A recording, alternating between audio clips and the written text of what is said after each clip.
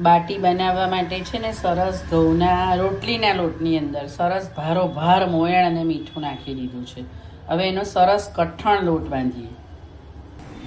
લોટમાં છે ને આમ મુઠ્ઠી પડતું મોયણ નાખવાનું, તો જ બાટી સારી થાય, નહીંતર બાટી ચીકણી થઈ જાય.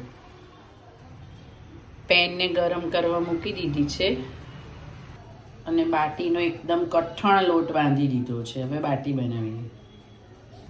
એકી સાથે છે ને 7 બાટી આપણે શેકી શકીએ પેનની અંદર.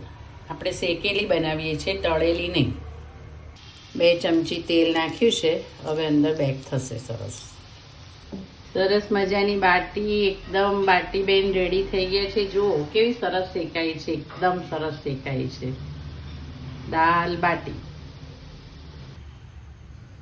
ચાલો, સરસ મજાની યમ્મી એકદમ ક્રન્ચી બાટી, મસ્ત મજાની એકદમ તીખી તમતમતી દાળ, ડુંગળી ને મરચા સાથે મસ્ત મજાની દાલ બાટી ખાવા ચાલો.